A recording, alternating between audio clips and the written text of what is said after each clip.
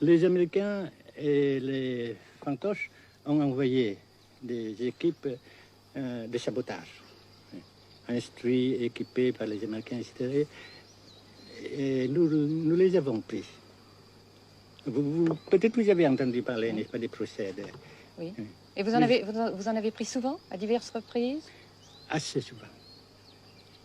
Est-ce que vous avez peur que les Américains portent la guerre au Nord-Vietnam? Nous n'avons jamais peur, n'est-ce pas? Comme les Français aussi, on dit que peur n'existe pas. Est-ce que vous pensez, Monsieur le Président, qu'il y a une solution militaire à la guerre du Sud-Vietnam?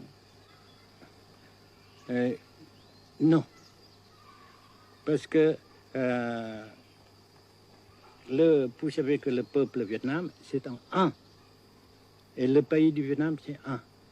Les Américains ont fait une guerre d'agression, comme qui dit, c'est une guerre non déclarée. Et, comme vous savez aussi, vous avez pu lire dans la presse, n'est-ce pas, mondiale, que plus la guerre prolonge, plus les Américains et leurs valets, n'est-ce pas, comment dire ça,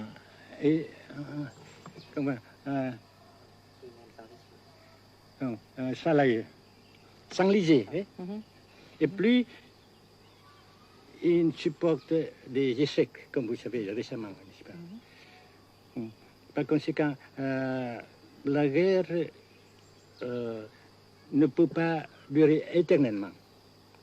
Et je suis très heureux que les politiciens haut placés français ont reconnu cela.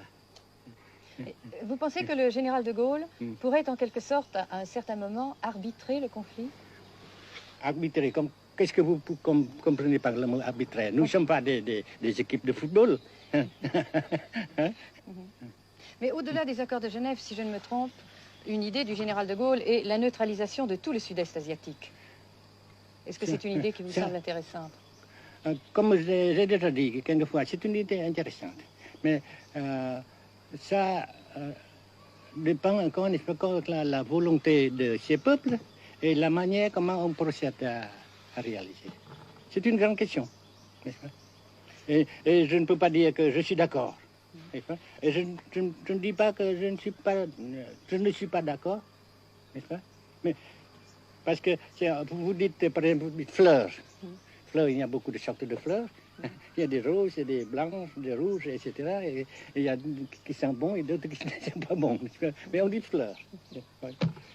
Monsieur le Président, nous avons constaté avec chagrin qu'au cours de notre voyage au Nord-Vietnam, que l'influence française était devenue à peu près inexistante dans votre pays.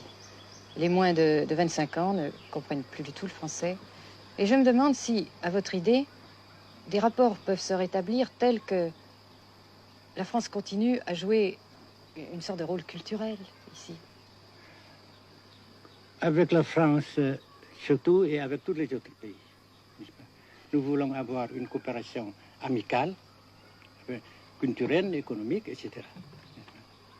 Mais je suis sûr que vous ne voulez pas avoir, n'est-ce pas, que la France ait l'influence qu'elle avait avant. C'est une autre chose. Naturellement, c'est une autre époque. Mais coopération culturelle, économique, qu'est-ce qu'il y a encore, sportive par exemple, oui. etc., n'est-ce pas, nous le désirons. Si la guerre se cristallise au sud et se poursuit encore pendant quelques années, pensez-vous que l'avenir économique du Nord-Vietnam soit viable? Je suis sûr que c'est non seulement viable, mais ça progresse.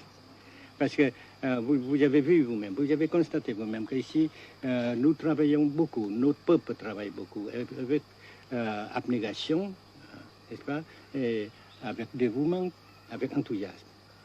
Et d'un côté, nous travaillons pour, comment dirais-je, principalement, n'est-ce pas, de nos propres forces, de nos propres... Et aussi, nous avons, n'est-ce pas, l'aide fraternelle des pays socialistes, n'est-ce pas.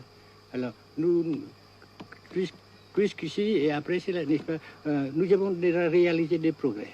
Pas très grand comme nous voulons, mais nous avons réalisé des progrès. Et dans l'avenir, nous progressons de même. Mais vous mentionnez là l'aide des pays socialistes. Est-ce que cette aide ne s'est pas trouvée légèrement compromise à la suite du conflit idéologique entre la Russie et la Chine? Non, parce que ces questions, n'est-ce pas, différences idéologiques entre nos différents partis frères, c'est nos affaires intérieures. Ça passera. Et l'unité, ça se fera. Mais l'aide fraternelle continue et continuera. Et c'est très précieux pour nous. Bien sûr.